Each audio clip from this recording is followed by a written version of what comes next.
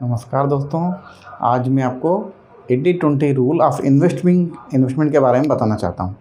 Investment में हमको हमेशा रूल फॉलो करना पड़ते हैं और डिसिप्लिन से फॉलो करना पड़ते हैं, क्योंकि डिसिप्लिन नहीं रहेगा तो हमारा इन्वेस्टमेंट अलग दिशाओं में हो सकता है। तो डिसिप्लिन भी रहना चाहिए और कंसिस्टेंसी भी रहना चाहिए और कंटिन्यूस हमको एक फिक्स अमाउंट, और यदि हमारी सैलरी बढ़ती है तो थोड़ा सा बढ़ा के अमाउंट धीरे धीरे जितना हमारा सैलरी बढ़ता है उसका 20% बढ़ा दीजिए। मतलब यदि आपका सैलरी आज मतलब 50,000 रुपये है तो 10,000 इन्वेस्टमेंट कीजिए। 20% एवरी टाइम इन्वेस्टमेंट आपको करना है।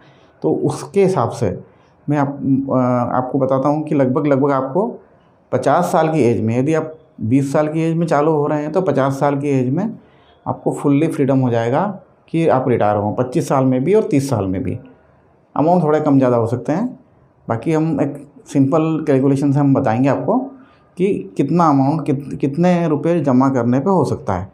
समझो आप आज की तारीख में आपका सैलरी जो है वो 50,000 55,000 जो भी वॉटेवर 6 लाख 7 लाख का पैकेज है। देन धीरे धीरे आपकी जैसे ही एज के हिसाब से और नॉलेज के हिसाब से, एक्सपीरियंस के हिसाब से आपका ग्रोथ होता जाएगा। तो ग्रोथ होते समय आप धीरे धीरे उसको ग्रेजुअली बढ़ा सकते हैं। तो मैं एक आपको टेंटेटिव अमाउंट बताऊँगा, और ये चीज़ इस पर्टिकुलर इस चीज़ के कारण आप फाइनेंशियली फ्री हो सकते हैं। आप ये समझिए कि हम जो आज की तारीख में, समझो आप आज की तारीख में ये मान के चलोगे 1 लाख रुपए का आपका सैलरी है। जब भी 50,000 से चालू किया आपने, और उसके बाद धीरे धीरे बढ़ते बढ़ते आपकी सैलरी यदि 5 लाख के आसपास हो गई, तो 5 लाख पर मंथ हो गई, तो 5 लाख का जो है रिटर्न आपको मिलना चाहिए है, या आप उसकी कंपनसेट होना चाहिए उतना। एक मतलब जिसको हम काउंट कर सकें उतना रिटर्न आपके पॉकेट में होना चाहिए। तो ये चीज़ जो है हम डिसिप्लिन के थ्रू इन्वेस्टमेंट करेंगे तो ही हो सकती है। अब डिसिप्लिन का मतलब ये है कि हमको किसी भी हालत में 80% का पैसा हम हर चीज़ में खर्च कर सकते हैं। चाहे आपका एंटरटेनमेंट हो, चाहे ट्रेवल हो, चाहे रेगुलर खर्चे हों, चाहे कोई आप कैपिटल चीज़ लेना चाह रहे हों, वो सारी चीज़ का जो आपको खर्चा करना है वो 80% में ही करना है। 80% ही करना है, क्योंकि 20% हमको किसी भी हालत में, किसी भी कंडीशन में हमको इन्वेस्टमेंट करना ही है। तो हम 20% का इन्वेस्टमेंट करेंगे तो हमको करोड़ में रिटर्न हो सकते हैं एट द एज ऑफ 50-55 के आसपास। तो प्लीज़ मैं आपको अब बताता हूँ कि कितना रिटर्न कब हो सकता है। तो यदि आप एक इंडेक्स फंड, नॉर्मली फंड होते हैं, कोई आपको टेंशन करने की ज़रूरत नहीं, कोई प्रॉब्लम नहीं है, तो उस कंडीशन में हम एक इंडेक्स फंड लेते हैं जिसमें कि आपको रोज़ बाज़ार को देखने की ज़रूरत नहीं, कभी भी देखने की ज़रूरत नहीं है। वो टाइम ड्यूरेशन से बढ़ता रहता है। तो 17.5% की जो एवरेज इंडेक्स फंड का ग्रोथ है, तो उस ग्रोथ के हिसाब से यदि आप 20 साल के हैं, 25 साल के हैं, 30 साल के हैं, तो 10,000 इन्वेस्टमेंट करते हैं, 15,000 इन्वेस्टमेंट करते हैं पर मंथ, या 20,000 इन्वेस्टमेंट करते हैं, वो हिसाब से मैं आपको सब चीज़ बताता हूँ। तो मैंने आपको बता रहा था कि जो कितने एज के से आप स्टार्ट करें तो कितना पैसा बनेगा। तो जो पिछली बार जो भी मैंने बताया था आपको लगभग, वो हिसाब से आप कैलकुलेशन जो मैंने किया है वो आपको बताता हूँ। तो पहला, यदि लड़का स्मार्ट है, अच्छा काम कर रहा है, या पिताजी उसको इन्वेस्टमेंट करवा रहे हैं, तो 20 साल की एज से 10,000 रुपये, और उसके बाद में बढ़ा के 15,000 रुपये तक, जब वो अपना नौकरी लग जाए या बिजनेस में लग जाए, तो 15,000 20,000 कहीं वहाँ तक आप इन्वेस्टमेंट कर सकते हैं। एवरेज 80-20 का फार्मूला मैंने बताया। तो 80-20 के फार्मूले के हिसाब से 20% आप एटलीस्ट जमा कीजिए, और इंडेक्स फंड या कुछ अच्छे फंड्स में जमा कीजिए। तो एवरेज इन आपको 18, 17, 16 ये % का कंपाउंडिंग ग्रोथ मिलेगा। अब ये आप जानते हैं कि पावर ऑफ कंपाउंडिंग क्या होती है, क्योंकि जब हम कुछ पैसा जमा करते हैं तो उस जमा पैसे पे 6 महीना, साल भर में जो भी पैसा बढ़ता है, उसके बाद वो पैसा आपके मूलधन हो जाता है। तो मूलधन समझो 1 लाख रुपये आपने जमा किया, 1 लाख के ऊपर यदि 15% मिला तो 15,000 रुपया मूलधन हुआ। नेक्स्ट ईयर में 15,000 रुपये भी इसमें इंक्लूड हो जाएंगे आपके मूलधन में। जो प्रिंसिपल में आपके 15,000 रुपये भी इंक्लूड हो, 1,15,000 रुपये हो जाएंगे प्रिंसिपल। तो उसके बाद में नेक्स्ट ईयर में यदि आपको 15% मिलना है या 17% मिलना है तो 1,15,000 पे 17% वो आपका प्रिंसिपल हो जाएगा। तो ईयर बाय ईयर ये प्रिंसिपल बढ़ते जाते हैं, उसके हिसाब से कंपाउंडिंग ग्रोथ होती है हमारी। तो उस कंपाउंडिंग ग्रोथ के हिसाब से एक बच्चा यदि 20 साल की एज में ये जल्दी से हम उसको, जैसे छोटे हम होते हैं, एक छोटी सी चीज़ बताता हूँ कि यदि बच्चों को हम गुल्लक की आदत डालते हैं, छोटे बच्चों को, तो गुल्लक की आदत लगातार उनकी रहती है।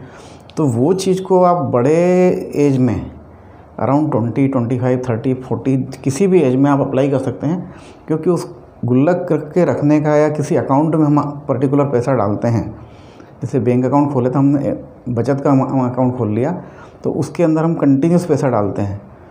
तो वो जो गुल्लक की जो आदत है हमारी, वो हमारे दिमाग पे चोट करती है, हमारे अंतर्मन में रहती है। तो उस साइकोलॉजी से हमको रेगुलर बचत की आदत पड़ जाती है। तो उस छोटे बच्चे से लेकर बड़े तक उस बचत की आदत को हमको कभी भी ब्रेक नहीं करना चाहिए। या फिर हमारा गैजेट लेने के चक्कर में, या नए बच्चे जो जिनको से इनिशियल में तनख्वाह मिलती है अच्छी, तो वो गैजेट लेने के चक्कर में या कभी इधर उधर घूमने के चक्कर में, सब तरीके से करें एंजॉय। मैं मना नहीं करता कि एंजॉय करने के लिए, लेकिन गैजेट लेना, एंजॉय करना, वो सब कुछ कीजिए, कोई प्रॉब्लम नहीं है। जहाँ आपको खाना खाना है, जहाँ फिल्म देखना है देखिए, लेकिन एटलीस्ट 20% सेव कीजिए। 20% को छोड़ के बाकी सारा पैसा आप ख़त्म कर दीजिए, कोई दिक्कत नहीं पर मंथ का, वो कोई दिक्कत नहीं है। लेकिन 20% छोड़िए, जिससे कि आपका फ्यूचर सिक्योर रहे। और एक छोटी सी और चीज़ है कि आप एक तो 50,000 का एक फ़ंड अलग से बनाइए, जिससे कि आपका इमीडिएट कोई एक्सपेंसेस है, एक्सीडेंट है, कुछ भी इमीडिएट ज़रूरत पड़ गई, किसी को घर में इमीडिएट ज़रूरत पड़ गई, तो वो 50,000 का जो फ़ंड है वो क्रिएट कीजिए। और ये जो बचत का जो फ़ंड है ये कंटिन्यूस रहेगा आपका। और 2 से 3 लाख रुपया, जब समझो एक जैसे कोरोना का बीमारी हुआ या कोई पर्टिकुलर ऐसी चीज़ है कि आपकी सर्विस छूट गई, ऐसी कोरोना में बहुत लोगों की सर्विस छूटी है, तो इस टाइप से कोई भी चीज़ होती है तो उसको एटलीस्ट एक फ़ंड बना के रखिए 2-3 लाख रुपए का, ताकि आप 6 महीना, साल भर, समझो आपका 25-30 हज़ार रुपये, 40 हज़ार रुपये एक्सपेंसेस है, तो उस एक्सपेंस को कवर करने के लिए 6 महीना, 8 महीना आप कोई बिजनेस डेवलप कर रहे हैं या नई सर्विस ढूंढ रहे हैं, तो वो टाइम में आपका ये इमरजेंसी फ़ंड काम आएगा। 2 टाइप ऑफ इमरजेंसी फ़ंड है। पहला फ़ंड है आप 50,000 जो हाईली इमरजेंसी का फ़ंड है, जो कहीं अपनी तबीयत ख़राब हो जाए या कुछ किसी को हेल्प करना पड़े घर में, या किसी भी कंडीशन में इमरजेंसी में एटलीस्ट अपने अलग से सेविंग अकाउंट में कैश रखिए। और दूसरा जो फ़ंड है वो बैंक में रख सकते हैं या म्यूचुअल फंड में रख सकते हैं, वो भी इस टाइप का फ़ंड है कि अराउंड 2 to 3 लाख का फ़ंड आप जनरेट कीजिए और 20% से आपको सब कुछ अचीव हो जाएगा, सब कुछ अचीव होगा। धीरे धीरे आपकी सैलरी बढ़ती रहे, आप उसमें बढ़ाते रहें। तो यदि 20 साल से यदि हम बचत की आदत डालते हैं और 15,000 रुपया यदि आपका एवरेज में आ जाता है, मैं ये नहीं कह रहा हूँ कि इनिशियल में आपको 20,000 15,000 डालना है, लेकिन पहले 5,000, 10,000, 8,000 बढ़ाते बढ़ाते हम 15-20 हज़ार तक जाते हैं।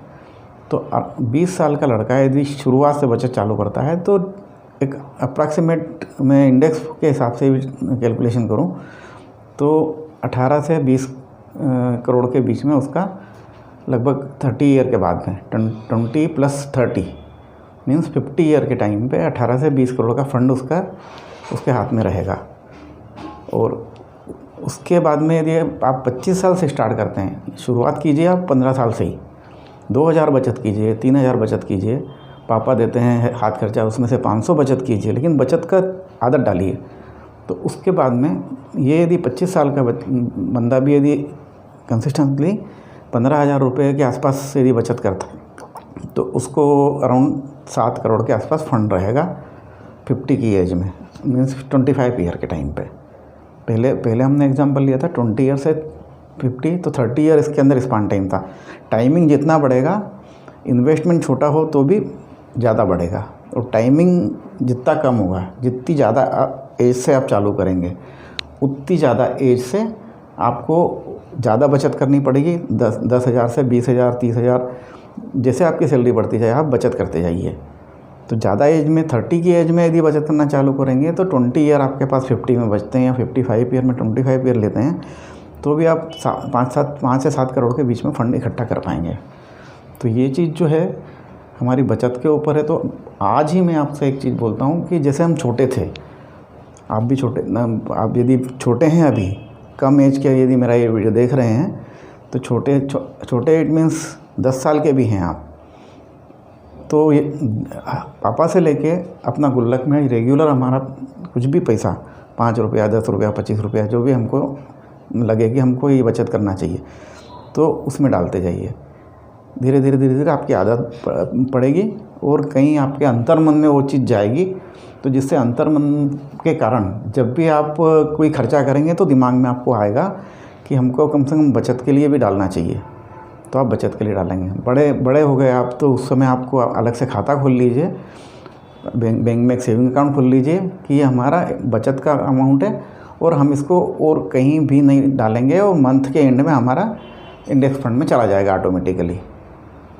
तो पहले शुरुआत में 1000 से चालू कीजिए, 500 से चालू कीजिए, फिर धीरे धीरे आपकी इनकम बढ़ती जाए तो आगे बढ़ाते जाइए।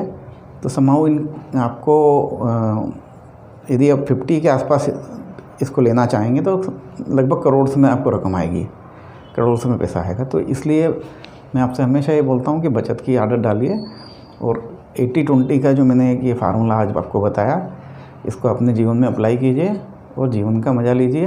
किसी भी समय किसी भी परिस्थिति में आपको ये पैसा हमेशा आपके माइंड को शांति देगा, माइंड को हेल्दी बनाए रखेगा। आपको दिमाग में ये टेंशन कभी नहीं आएगा कि मेरे पास कुछ पैसा नहीं है या मैं कुछ वर्थ नहीं रखता हूँ। तो ये चीज़ जो है आप बिल्कुल शांति से कीजिए और कोई टेंशन की ज़रूरत नहीं है, बिल्कुल ईज़िली धीरे धीरे कर सकते हैं। और नॉर्मल इंडेक्स फंड में हमारे देश की ग्रोथ के साथ ही बढ़ता है। तो देश की जो ग्रोथ वाली पोजीशन है, फंड्स की ग्रोथ है, इंडेक्स के फंड की ग्रोथ है, वो 17-18% के बीच में रहती है। पिछले 50 साल 40 साल से जब से ये इंडेक्स हमारा आया है, BSE NSE तो बाद में आया, लेकिन BSE का पहले था, तो वो हिसाब से एवरेज 17-18 की ग्रोथ, एवरेज ग्रोथ बोलता हूँ मैं।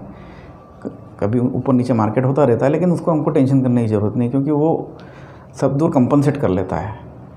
तो नेक्स्ट मैं आपको ये वीडियो के बाद में नेक्स्ट वीडियो के अंदर मैं आपको स्टॉक मार्केट के बारे में कुछ बताऊंगा। स्टॉक मार्केट का फ्रेमवर्क है, या स्टॉक मार्केट कैसे काम करता है, क्या होता है स्टॉक मार्केट, कैसे हम शेयर चुनें, कैसे अलग अलग शेयर को आइडेंटिफाई करें, कब शेयर लेना है हमको, कब नहीं लेना है। तो ये सारी चीज़ जो है वो मैं आने वाले वीडियोस में आपको बताता रहूँगा। और जो आपको ज़रूरत है या दिमाग में ऐसा क्वेश्चन आ रहा है, तो वो उसके लिए आप मुझे कमेंट्स में बता दीजिए कि मैं इस चीज़ के ऊपर आपका जानकारी चाहिए, तो मैं उस पर वीडियो बनाऊँगा। Thank you. और लाइक एंड कमेंट्स करना ना भूलें, और सब्सक्राइब कीजिए प्लीज़ मेरा चैनल।